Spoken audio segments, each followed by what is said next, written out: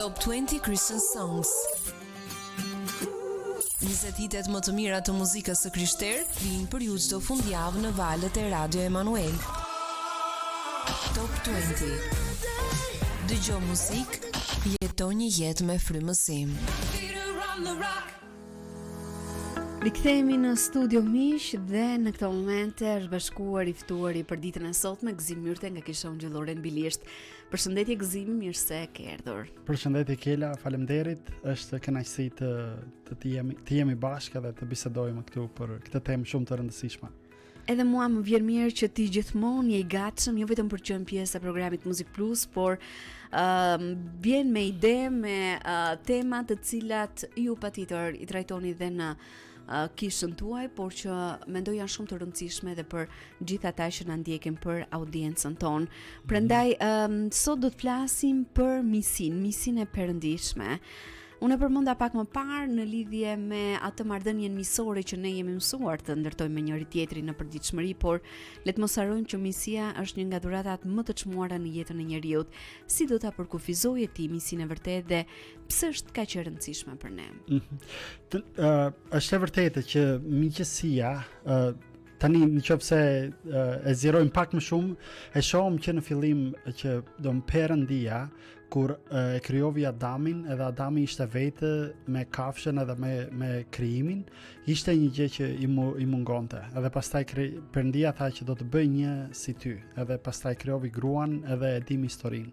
Po miqësia është e rëndësishme për shkak se Perëndia vetë është Perëndi trini.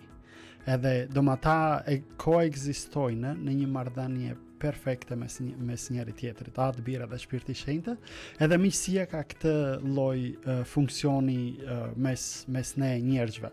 Kështu që miqësia është një marrëdhënie mes dy ose më shumë personash që në bazë, në themel të tyre kanë dashurinë, sakrificën, mirësinë, të kaluarit kohë, të dashurit edhe të bërit më të mirën për njëri tjetrit përtej situatave që mund të vinë për shkak të rrethanave nga më të ndryshme. E thënë me fjalë të thjeshta, kështu do ta përkufizonja miqësinë në përgjithësi. Pse është kaq e rëndësishme për ne miqësia? Po miqësia është e rëndësishme për shkak të kësaj pune. Nuk do dal nga tema, jam prapë në temë. Po nëse kur shohim njerëzit që janë të varfër ose njerëzit që po kalojnë një kohë të vështirë. Edhe ne shpesh mendojmë që ata janë të varfër për shkak se i mungon diçka. Kur i njohëm, e shohim që të paktën tani për shkak se punojmë me kishën edhe na bie mundësia të takojmë njerëz të ndryshëm në komunitetin ku jemi në Devoll, edhe shohim në familje të ndryshme që në fakt nuk është mungesa zakonisht kur mendojmë për një që është i varfër, mendojmë për ushqimin ose për rrobat. Në plot raste nuk është mungesa e ushqimit edhe rrobave, po është mungesa e miqësisë.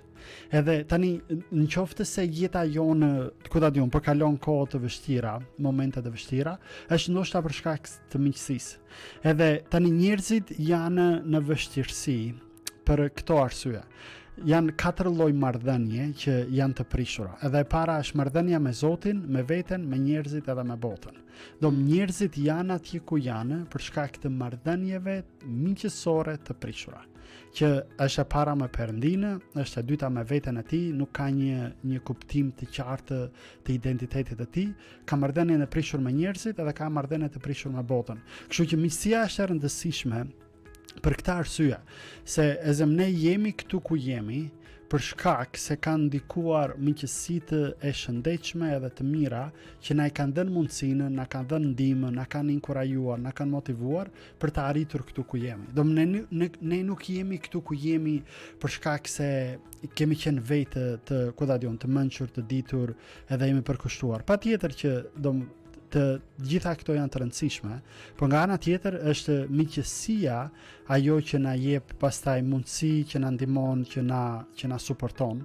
Edhe pse është e rëndësishme miqësia është për këtë, se pa miqësinë kur kemi marrëdhënie të prishura, do ta kemi të vështirë jetën.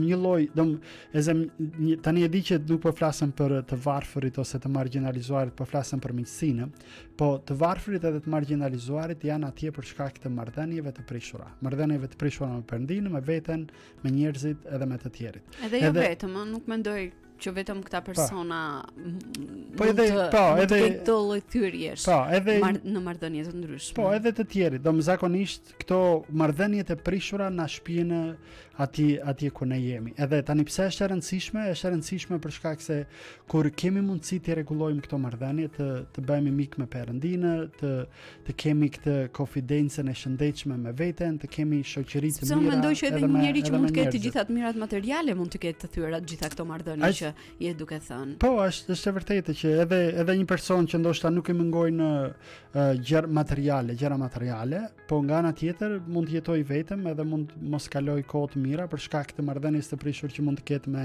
shoqërinë ose me botën ose me njerëzit e tjerë. Kështu që do më është e rëndësishme e para për ne, edhe është për ne si individ, po është e rëndësishme edhe për njerëzit. Do nëse duam të ndihmojmë njerëzit, le ta shohim në këtë këndvështrim që le të shohim kush marrëdhënie është e prishur tek ai personi, me Perëndinë, me veten, me njerëzit ose me botën, në mënyra se si e sheh, mund të jetë si viktimë ose mund të thotë që të gjithë janë kundër meje, jam i vetëm. Do më janë këto gjërat që ne ja themi vetes edhe i besojmë edhe pastaj jetojmë në atë mënyrë që ndoshta nuk është e shëndetshme, patjetër. Gjatë historisë historisë shumë njerëz të mençur kanë folur për vlerën e miqësisë, cilat janë disa mendime apo thënie që ndoshta edhe ty personalisht teksa ke ndar këtë mesazh në kish të kanë prekur më shumë rreth temës që jemi duke trajtuar. Tani ne si popull kur i shohim këto fjalë të urta ose gjërat që njerëzit kanë thënë, do të kanë kuptim shumë të rëndësishëm. Se kur flasim për miqësinë, ne themi që më thuaj me kërit të them cili do bësh ose kush je. Edhe Bibla thotë kështu që shoqëritë e keqe prishin zakone të mira. Ose ka disa shprehje të tjera që thuan këtë, domethënë kush gjen në mik gjen një thesar. Ose miqësia e sinqertë e mirë është një trup me dy zemra. Ose pastaj të tjerit kanë thënë që miqësia nuk matet me kohë, por me besnikëri. Me kohë në kuptimin që është e mundur. Sa kohë kalon njëri edhe njerëzit mund të jenë larg njëri tjetrit, po nga ana tjetër miqësinë e mbajnë për shkak të besnikërisë që kanë lidhur mes njëri tjetrit.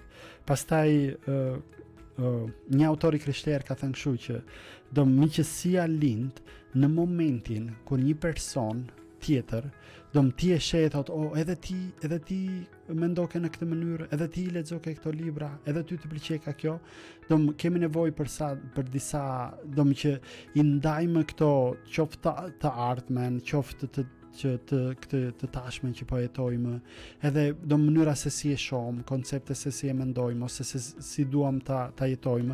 Edhe zakonisht një miqësi lind edhe në këtë mënyrë, që kur shohim që pas kemi interesa të përbashkët, pas kemi dëshirë të njëjtat gjëra, kemi dëshirë të flasim për tema nga më të ndryshmet. Kështu që këto janë disa nga gjërat për miqësinë, po ka edhe shprehje të tjera, që lidhen, një shprehje tjetër që më pëlqen është kjo, që miqtë janë familja që zgjedhim. Nëse familja e gjakut nuk e kemi zgjedhur, ishte dhuratë nga Perëndia, miqtë e kanë potencialin për të bërë familja e dytë, për shkak se i zgjedhim edhe kalojmë kohë, edhe kalojmë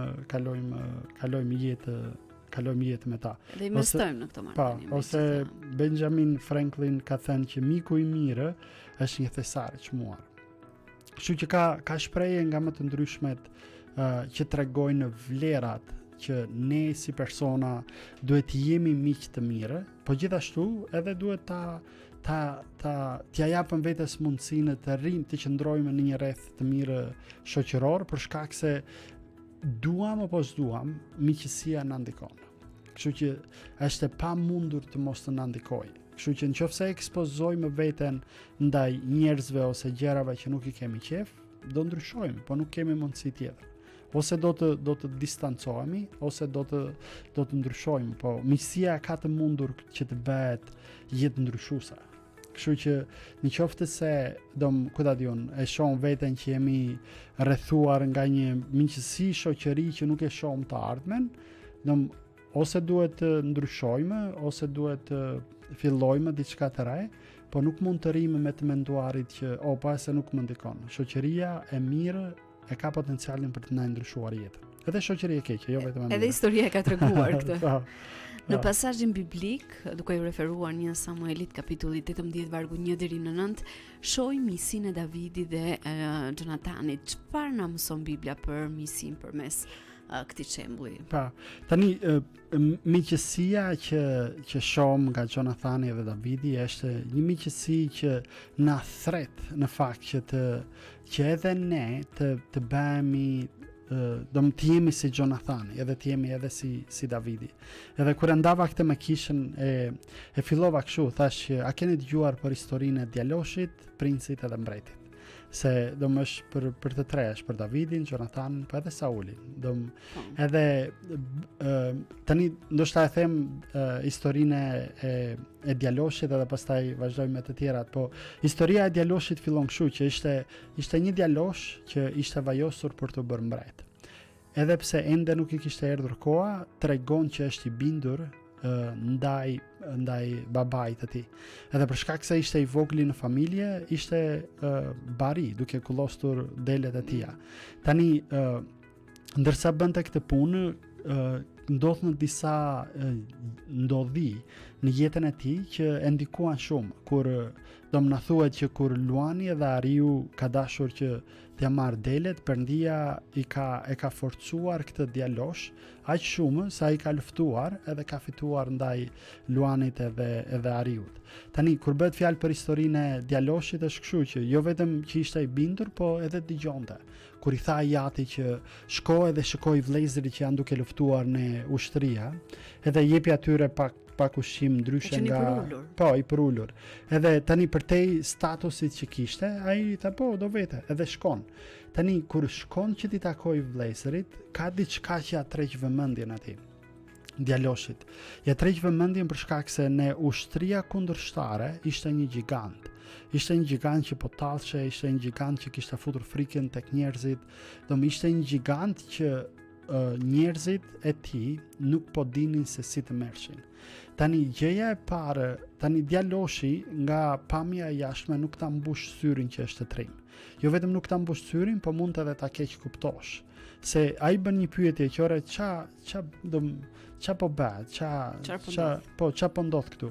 Edhe ata i thuan, ja tregojnë që nëse dikush e vret këtë gigantin, mbreti do t'i japë për grua një nga vajzat edhe disa të mira të tjera.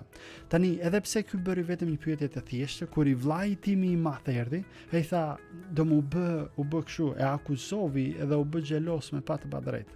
Se i tha, po ti ç'a bën këtu? Pse s'vete kullot delet? Ta di unë krenarin tënde që ti ke. Ti ke erdhur vetëm këtu për të na treguar ne këto gjërat. Edhe ai tha, po unë ç'a thash, domethënë. Tani djaloshi na mëson këtë, që është e mundur që edhe pse mund të kemi të drejtë të keq kuptohemi, edhe të akuzohemi për diçka që nuk është e vërtetë. Mirë po, nga ana tjetër ai nuk ndalet atje. Nuk e le këto gjykimet, akuzat, nuk e len atë për të mos bërë gjën që ai mendon që duhet ta bënte. Kështu që e le të vllajin edhe atë edhe shkon tek mbreti. Edhe i thot mbretit që ja tregon mbretit historinë e tij. Do mi tregon që e kam parë Perëndinë se si ka vepruar tek unë. Edhe ky që po tallet, ky giganti që po tallet me ushtrinë e Perëndisë, do të marrë të njëjtën gjë siç mori Luani edhe Ariu. Edhe tani mbreti për te asoj që nuk e besonte për shkak të pamjes të tij, po nuk kishte zgjedhje tjetër. Nuk po afroshe asnjë luftëtar trim nga ushtria. Nuk kishte alternativë tjetër. Edhe për mbretin ishte okay. Nëse ti do që ta ofrosh veten tënde, po edhe hajde ta provojmë. Edhe ja jep këto të gjitha, sa ishte bari, nuk kishte asnjë gjë me vete, nuk kishte as armë, as mbrojtëse, as gjë. Edhe kur ja dha këto të gjitha veglat e ushtrisë, nëse do ta quaja kështu, shpatën, pazmore, gjitha këto, për të ishte e pamundur, se nuk ishte mësuar, ai nuk ishte ushtar, ai ishte trim në Zotin, po nuk ishte ushtar. Edhe tani historinë e dimë, Perëndia siguron fitoren edhe giganti vdes. Po tani nga kjo mund të mësojmë këtë nga një person që është i gatshëm për të bërë mik me të tjerët, që ishte i bindur, ishte sakrifikues, edhe ai deshte që të bëshe vullneti i Zotit. Edhe nuk çdo gjë që i dilte përpara, këto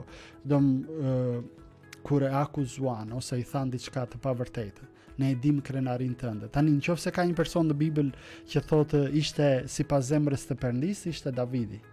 Ky djaloshi, Perëndia thotë që zgjodha dikë që është sipas zemrës time. Edhe pastaj e shohim edhe historinë e tij që me të vërtetë ai përtejse mëkaton, përtejse bën gjëra të paperëndishme, ai pendohet, ai kthehet, ai do ndryshon. Se nga ana tjetër ky duhet jetë edhe karakteri jonë. Ne njerëzit nuk është se nuk do të bëjmë mëkate, do të bëjmë mëkate, po çështja është çfarë bëjmë me mëkatet që bëjmë, a i rrëfejmë, a pendohemi, a kërkojmë falje, a ndryshojmë. Se Davidi nuk ishte njeri sipas zemrës së Perëndisë për shkak se nuk mëkatovi, ose nuk bëri një gjë të padrejtë.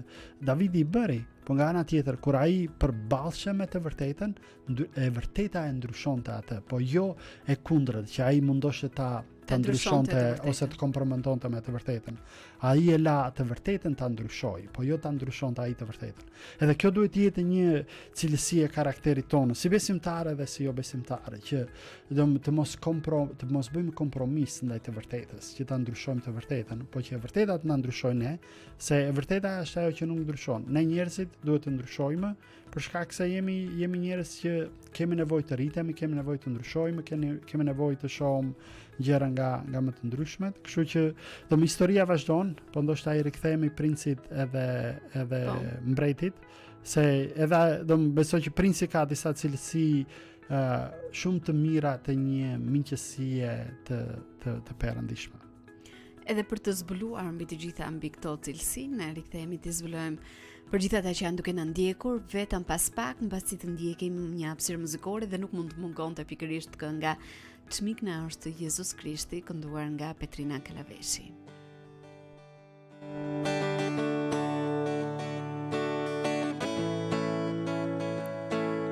Çmik na është Jezus Krishti, në çdo rast ai na mbroj.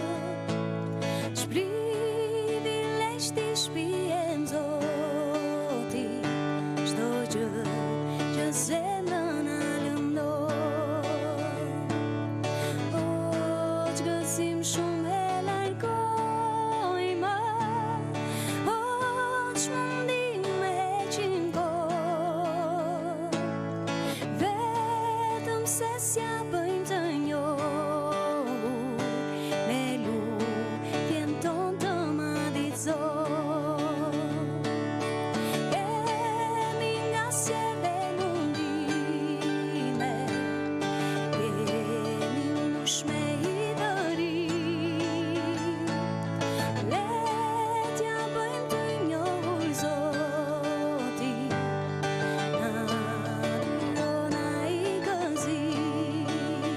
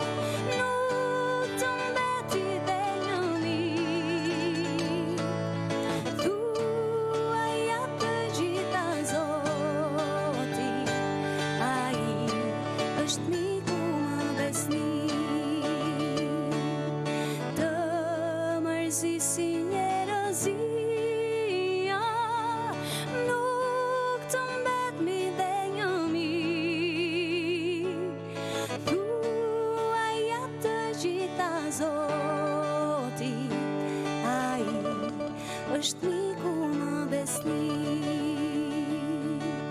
Thuaj jap të gjitha Zotit, ai është miku më besnik.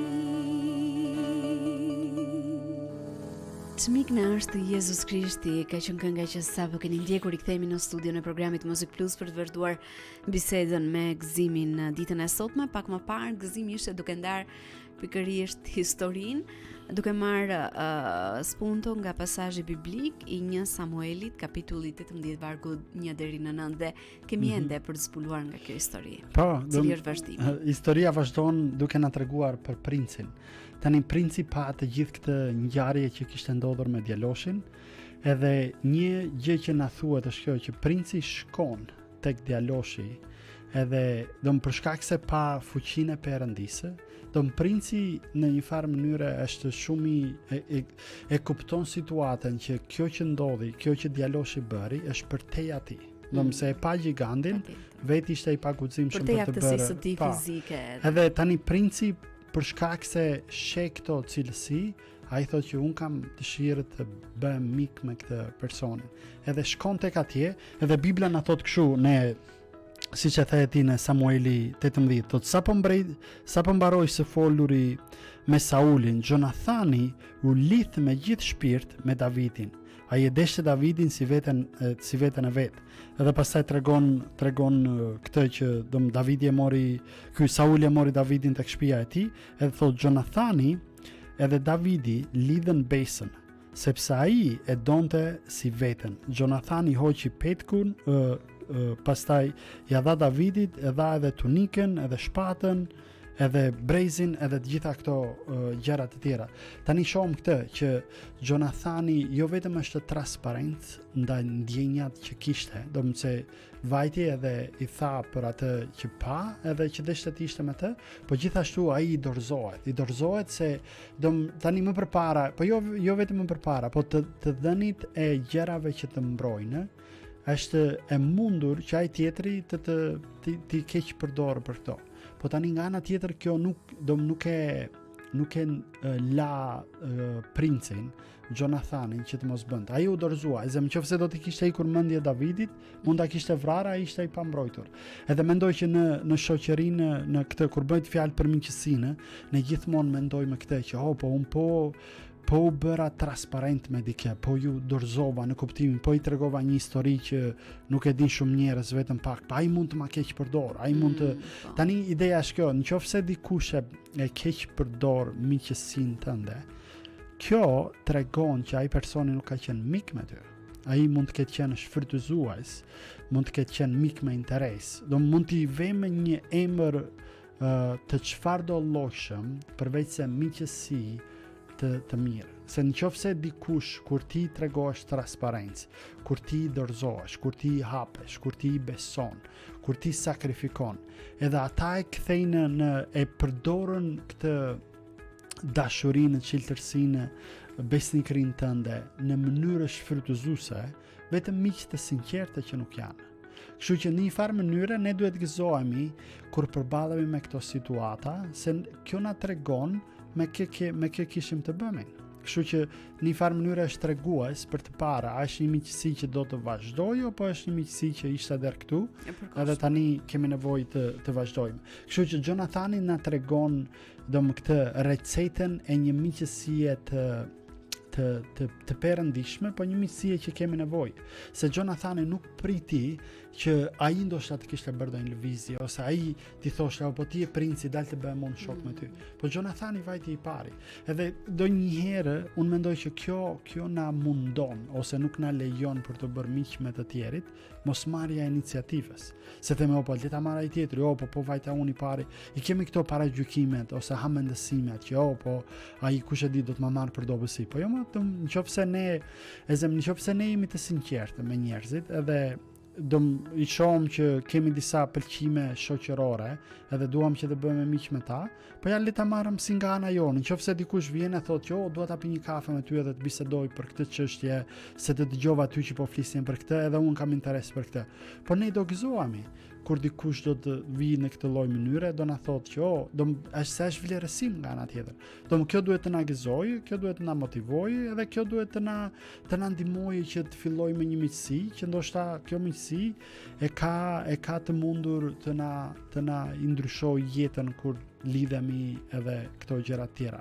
Tani shohim Jonathani është shembull më i mirë i miqësisë, edhe cilësitë që Jonathani tregon. Po për shkak të kësaj se tregon këtë dashuri në pakushte. Zakonisht kur ne i pyesim njerëzit, çfarë është miqësia, thotë ai që të do pakushte. Ose kur bëhet fjalë kjo dorëzimi, në kuptimin që të hapet, të lejon që të bëhet i cënushëm.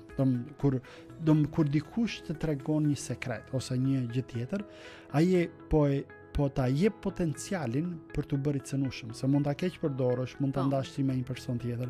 Jonathani e bëri këtë duke ia dorëzuar armët. Pastaj është kjo besnikëri dhe drejtësi. Donjëherë ne mendojmë që se Jonathani ishte besnik me Davidin, po ishte i drejtë me Tiatin. Ai nuk e la Tiatin. Po jo vetëm nuk e la Tiatin, po ai I thoshte Tiatit të drejtën, ora pse do ta vrasësh, se do ta shohim pak më vonë. Po Sauli deshte ta vriste Davidin. Edhe ai thot, po pse do ta vrasësh? Ai çfarë ka bërë? Ai bilemin ai e vravi këtë gigantin. Ishte I drejtë se për te dashurisë ai nuk e kishte problem t'ia thoshte të vërtetën. Se ia thoshte me dashuri, nuk kishte xhelozi.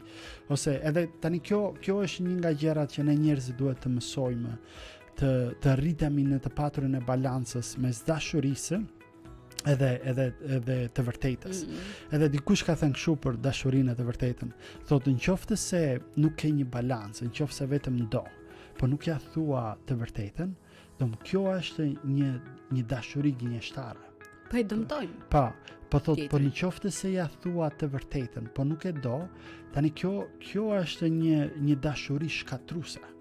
Për shkak se ti po ja thua, se thuan disa njerëz, po unë kështu e mendoj, do ta them, po jo, e mendon, po ka kohën e dur, ka fjalët e dura, ka rastin e dur. Mënyrën e dur, po, se dikush edhe të vërtetën. Po, kështu që ne kemi të mundur që të bëhemi ose mizor ose shkatrues, nëse nuk kemi një balancë të mirë mes të dashurit edhe mes të thënit të së vërtetës. Edhe pastaj ku e mësojmë këtë, mësojmë tek Jezusi, tek kryqi, se ai na thotë të vërtetën që jeni aq shumë mëkatare se s'mund të bëni asnjë, por nga ana tjetër thotë që unë për shkak të dashurisë që kam për ty, vdiqja në kryq për mëkatin tënd. Për të hedhur në historia e fundit e Saulit. Tani Sauli është mendoj që Sauli ne njerëzit mund të ngjasojmë më shumë me Saulin, edhe pse kemi dëshirë të jemi Jonathani. Se Sauli bën këtë. Kur e shohim historinë tek një Samuelit, shohim këtë, që mbasi Davidi ishte kthyer edhe ndaj fitores. Edhe tani gratë po këndonin këngë edhe po lonin, edhe mënyra është një lloj siç I mbajmë ne ato isot më përpara në përdasma, që krijon një këngë duke thënë për dhëntrin edhe për nusen edhe fjalët e kësaj natyre. Tani edhe këto gratë po bënin të njëjta gjë. Se mënyra se si po këndonin po thoshin kështu që Sauli vravi 1000, ky Davidi vravi 10.000. Edhe tani kjo e pezmatoi Davidin. Kjo e pezmatoi Saulin. Edhe pastaj fillovi ta mendësoj, po këti si mungon asnjë gjë tjetër, I mungon vetëm mbretëria ime. Edhe pastaj jo vetëm këtë, po pastaj u bë edhe xhelos, se thoshin, po tani ky ideja është që ç'a bëri Sauli, është kjo, e para u bë xhelos ndaj Davidit, pa thënë asnjë fjalë Davidi. Gratë po këndonin, ai fillovi ta amencoj. Edhe jo vetëm ta amencoj, po tani fillovi të bëhet xhelos. Jo vetëm të bëhet xhelos, tha, po këti si mungon asnjë. Ky e paska popularitetin nga njerëzit, tani vetë çaj mungon froni im. Fillovi të bëj të thurë këto planet intrige që ky do ma bëj këtë, siç mendojmë ndonjëherë ne, zihemi ose na ngjelet qefi nga dikush, edhe betejën më të madhe ne nuk e kemi me personin, e kemi me veten tonë, se ne do t'i themi këtë, pa ai do na thotë të. Kështu që unë do t'i them kështu që ai do të fillojmë edhe amendësojmë, thurim plane, kur ndoshta e vërteta do të jetë shumë ndryshe. Edhe është ndryshe në fakt. Edhe në besoj të që shumta të gjithsecilit rasteve na ka ndodhur të Po. kemi përballje të tilla Po. dhe kemi menduar komplet gjëra të tjera, por Po, tani rrezikshmëria në këtë është kjo që xhelozia, hamendësia edhe është e mundur të kthehet në ligësi. Edhe se kjo ndodhi me Saulin. Sauli deshte pastaj që ta vriste, edhe e provovi në fakt që ta vriste Davidin disa herë, po tani Zoti ishte me të edhe nuk e bëri. Po kjo është ajo që kur e lejojmë diçka të na ngacmojë zemrën në një xhelozi të pashëndetshme. Se është e mundur të kemi xhelozi të mirë. Perëndia, xhelozia e perëndishme është e pamëkatshme. Na thuhet në Bibël që Zoti ishte xhelos. Zoti ishte xhelos që ne të mos adhurojmë idhujt, por nuk ishte xhelos për diçka tjetër. Kështu që është e mundur që edhe ne njerëzit jemi xhelos për të mirën e tjetrit. Po nga ana tjetër është e mundur që xhelozia jone e pashëndetshme të kthehet në paragjykim, hamendësim edhe pastaj në ligësi. Edhe tani, edhe pse ne duam Jonathanin, shpesh bëhemi si Sauli kur bëhet fjalë për miqësinë. Pak a shumë e preke përmes tregimit të historisë, por duke ju referuar dhe realitetit në cilin e jetojmë sot, shumë marrëdhënie prishen mjaft lehtë, ndonjëherë edhe për një veprim vogël, për një fjalë goje. Prandaj sipas teje, cilat janë gjërat që dëmtojnë dhe shkatrojnë miqësinë e vërtet? Po, tani shiko, ne shpesh themi që jemi miq me dikë, kur në të vërtetë janë interesat ato që na mbajnë. Edhe tani është e mundur që në mes dy kolegëve, njerëzve që punojnë bashkë, të lindë një miqësi. Po është e mundur që të qëndroj vetëm aty. Kemi interesin e përbashkët të punës që bëjmë, po nuk shkojmë për tej punës. Flasëm vetëm për punën edhe për gjërat që mund të jemi të angazhuar për të bërë, po nga ana tjetër nuk dalëm për tej atyre.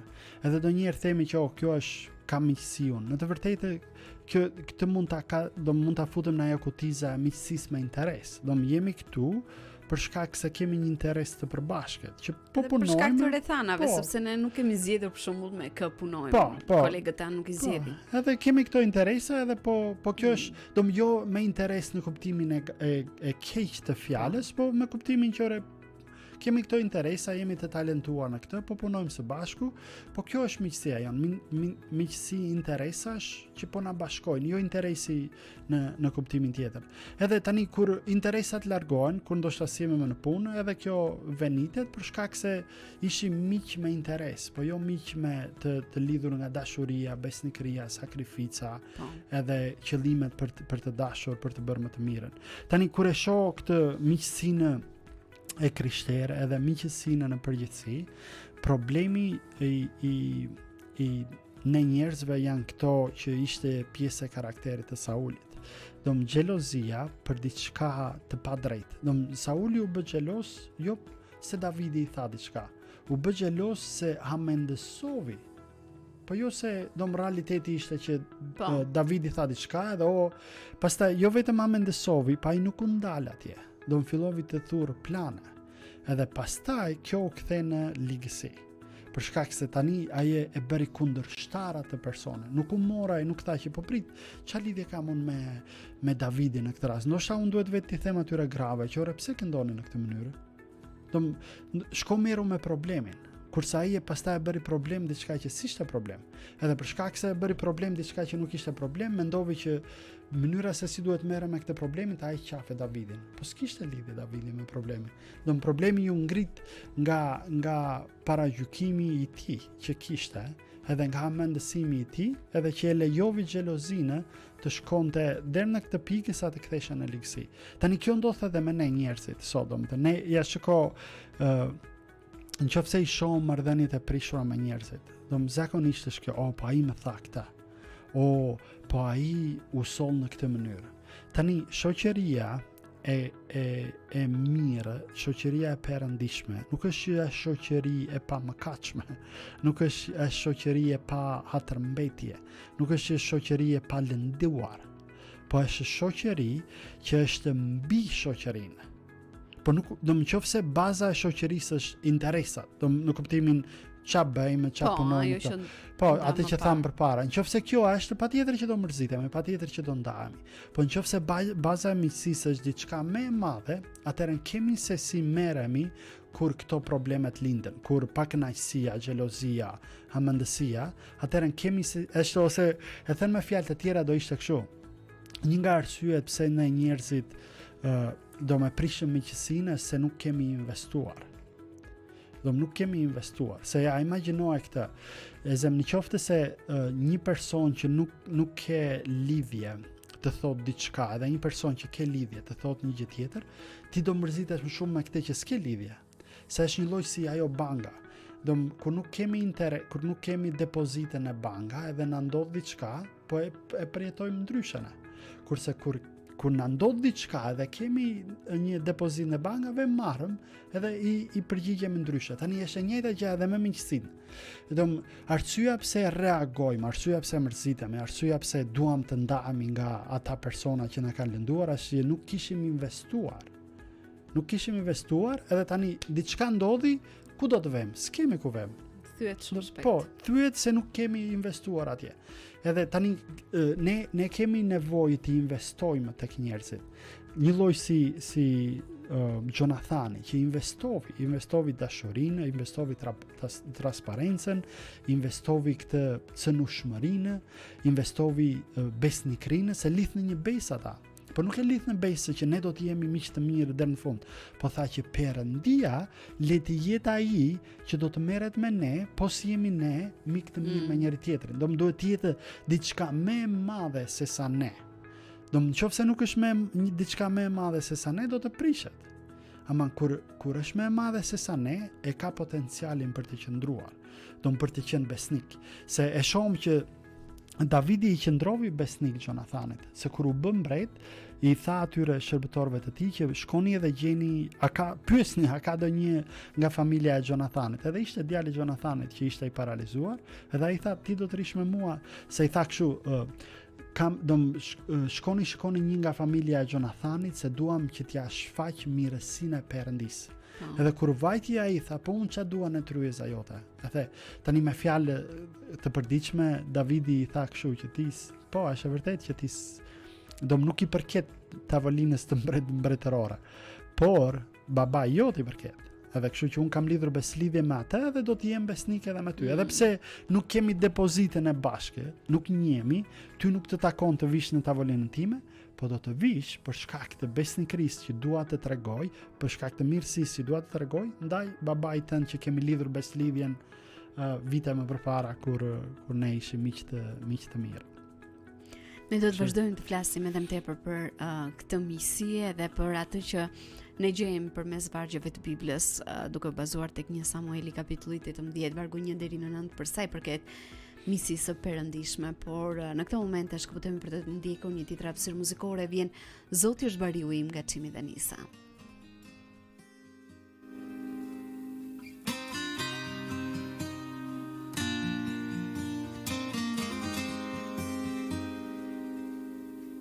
Zoti është bariu im, asgjë nuk do të më mungoj. Ai më çon në kullota me barë të njohur, më drejton pranë ujrave që të shplodhi.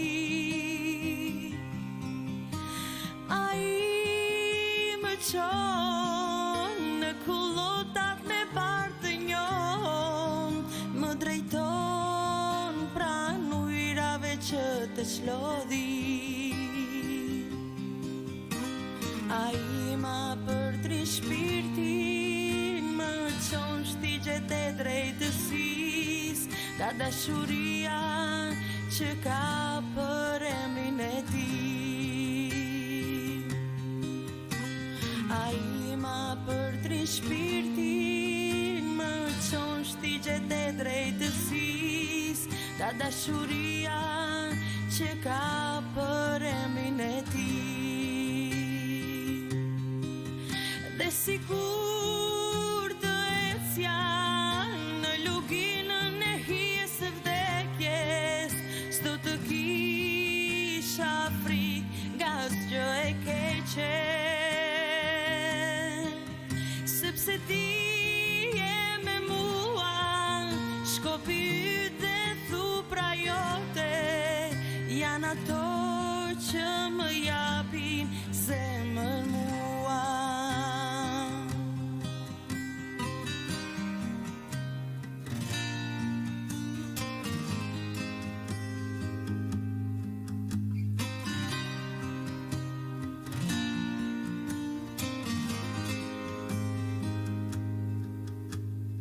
Zoti është bariu im, asgjë nuk do të më mungoj.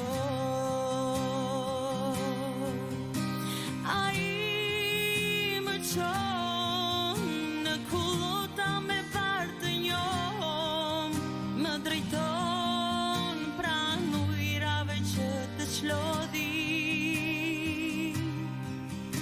Ai më çon në kullota me barë të njom, më drejton pranë ujrave që të çplodhi. Ai ma përtri shpirtin, më çon shtigjet e drejtësisë, ka dashuria që ka për emrin e tij. Ai ma përtri shpirtin, më çon shtigjet e drejtësisë, ka dashuria që ka për emrin e tij. Dhe sikur të ecja në luginën e hijes së vdekjes, s'do të kisha frikë nga asgjë e keqe, sepse ti je me mua, shkopi yt dhe thupra jote janë ato që më japin zemër mua, janë ato që më japin zemër mua. Rikthehemi në studio miq për gjithë ju që ndoshta sapo keni hapur radion, jemi drejt për së drejti në valët e Radio Manuel në programin Muzik Plus. Dhe sot jam duke zhvilluar një bisedë shumë të veçantë me Gëzimin. Gëzim Myrte nga Kishon Gjillore në Bilisht. Gëzimi ka ndarë gjatë historinë e Gjonatanit, Davidit, Saulit dhe përsa i përket miqësisë të ndërtuar midis tyre, një miqësi e perëndishme apo jo. Këtë ka prezantuar më së miri Gëzimi në puntatën e ditës së sotme, prandaj në kuadër të gjithçka që kemi folur, dua të ndalem tek një tjetër pikë. Ti je mik besnik dhe i dashur, nuk është gjithmonë e lehtë. E ndam edhe për gjatë historisë që prezantove, por edhe duke parë realitetin në cilin e jetojmë, por ku mund të gjejmë forcën dhe urtësinë për të qenë miq sipas zemrës së Perëndisë? Është e vërtetë që miqësia nuk na vjen, është sakrifikuese. Edhe tani kur e shohim këtë historinë e Gjonathanit edhe Davidit, shohim që kishte një forcë që nuk vinte vetëm nga ata, po ishte forca e Perëndisë. Edhe tani në Bibël, nëse duam që të kemi një shembull që duhet ndjekur kur bëhet fjalë për miqësinë, nuk ka një shembull më të mirë se Jezusi. Edhe tani Jezusi thotë kështu tek Gjoni 15 vargu 12 edhe deri në vargu 17, thotë ky është urdhërimi im, ta duani njëri tjetrin ashtu siç ju kam dashur unë ju. Tani Jezusi na tregon se si duhet ta trajtojmë tjetrin. Dashuria pa tjetër, po ne njerëzit do të kemi dashuri egoiste, interes, që do të kemi interesa të gjitha. Pa i thot ta duani njëri tjetrin ashtu siç ju kam dashur unë. Edhe kur e shohim që atë se si na ka dashur Perëndia, që është një dashuri e sinqertë, një dashuri përulse, një dashuri false, një dashuri sakrifikuese, edhe një dashuri që mendon edhe bën më të mirën. Edhe pastaj vazhdon pasazhi edhe thot kështu: Nuk ka dashuri më të madhe se të japësh jetën për miqtë. Ju jeni miqtë mi, nëse bëni ato që unë urdhëroj. Nuk ju quajta më shërbëtorë, se shërbëtori nuk e di që bëni Zoti, por ju kam quajtur miq, sepse e bëra të njoh gjithçka që dëgjova prej Atit. Nuk më zgjodhët ju mua, por unë ju zgjodha juve. Ju caktova që të shkoni e të jepni fryt, dhe fryti juaj të mbetet, që edhe Ati juaj të japë çfarëdo që kërkoni në emrin tim. Këtë po ju urdhëroj, ta doni njëri tjetrin. E zem në qofë se nga kjo biseda e sotshme do të themi, tani unë në qofë se e marrëm në këtë mënyrë, unë dua të bëhem shok i mirë, kështu që do të vetë t'i bëj këto, do t'i aplikoj këto gjëra. E kemi të pamundur në fakt, për shkak se problemi është tek ne. Ne nuk është që problemin e kemi ne. Edhe mënyra se si ne bëhemi miq të mirë, e para është kjo, duke u bërë mik me Jezusin. Në qoftë se nuk bëhemi mik me Jezusin, që Jezusi të na jap forcë, urtësi, mençuri, të na drejtojë, të na udhëheqë, do ta kemi të vështirë të bëhemi miq të mirë me të tjerit. Do më pak më përpara tham këtë që miqësia e mirë e ka mundësinë të na transformojë jetën tonë. Tani miqësia me Jezusin e ka të mundur të na i transformojë jetën tonë 360 gradë. Edhe tani ne do të jemi miq të mirë me njerëzit, aq shumë sa ne jemi miq me Jezusin. Se miqësia e Jezusit duhet të rrezatojë miqësinë të tjerëve. Se këtë thot Jezusi, thot, ky është urdhërimi im. Duani njëri tjetrin ashtu siç unë ju kam dashur ju. Në qoftë se ne nuk e duam Jezusin, në qoftë se ne nuk e adhurojmë edhe lutemi edhe shohim se çfarë Jezusi ka bërë, do ta kemi të vështirë të duam njerëzit e tjerë. Se kjo natyra jo njerëzore është kjo, që kur dikush na ofendon, ne ta ofendojmë. Kur dikush na shan, ne ta shajmë. Kur dikush s'do të bëhet mik, edhe ta kthejmë të njëjtën monedhë. Kurse nëse se jemi miq me Jezusin, edhe Jezusi na ka ndryshuar jetën, nëse ne jemi dorëzuar, e kemi hapur zemrën, e kemi besuar, duam, lexojmë, mësojmë se kush Jezusi është, po do ta kemi të mundur që kur është nevoja të falem. Kur është nevoja të duam pa kushte, të duam pa kushte. Kur është nevojshme të duam me sakrificë, të duam me sakrificë. Kur është nevoja të përulemi, të përulemi. Se këtë ka bërë Jezusi, Jezusi na ka dashur, është përullur, vazhdon të na dojë, vazhdon të jetojë me ne. Kështu që forca është Jezusi. Për shkak se Jezusi thotë, unë jam, ju kam zgjedhur unë ju që të jeni miq të mi. Nuk jeni më shërbëtorë, jeni miq të mi. Kështu që Perëndia na zgjodhi ne që të jemi miq me të, edhe që në përmjet të qenit miq me Jezusit, ne të mund të rrezatojmë këtë mëngjesi tek njerëzit të tjerë. Që ku njerëzit të shohën, të mund të kuptojnë që ora ky personi është ndryshe, për shkak, jo se është burri mirë, ose është djali mirë, ose është vajza mirë, ose grua mirë, por për shkak se brenda tyre ka një fuqi tjetër. Një lloj si Jonathani e pate që te Davidi, është diçka tjetër te ky person.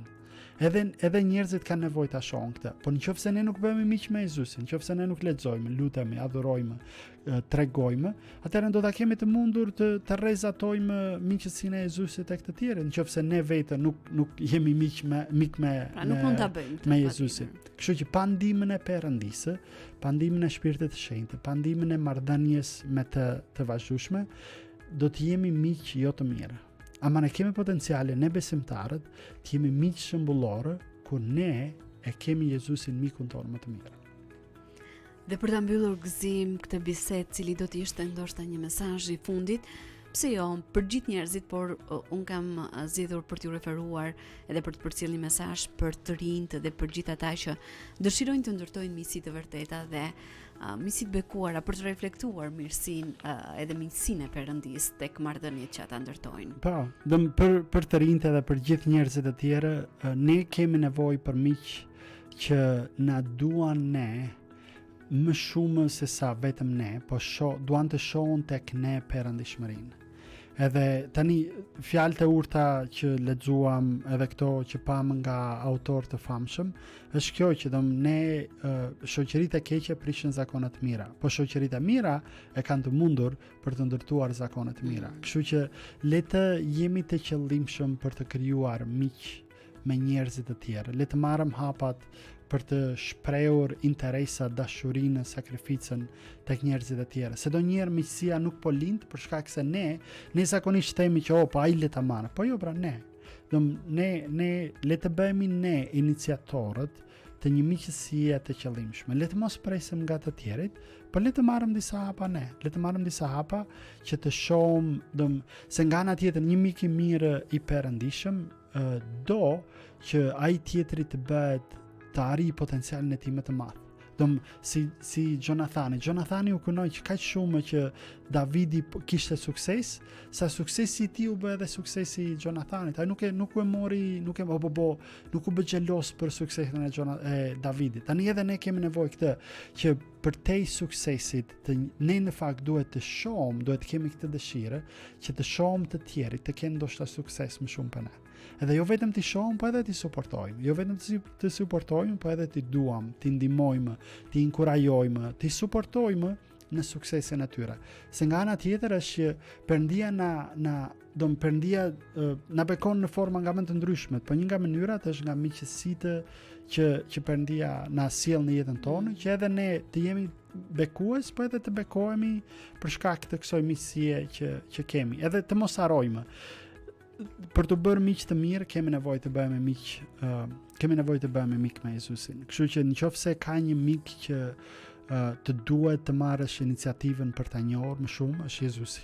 Nuk e di ku je në udhëtimin tënd shpirtëror, po shko tek Jezusi, merr një Bibël, shko tek një kishë që adhuron, predikon, mëson Jezusin, edhe fillo ta njohësh Jezusin në këtë miqësi të re, edhe do shikosh një ndryshim të madh në mënyrën e se si jeton, po gjithashtu në mënyrën se si krijon miq të tjerë në rrethin edhe në vendin ku jeton.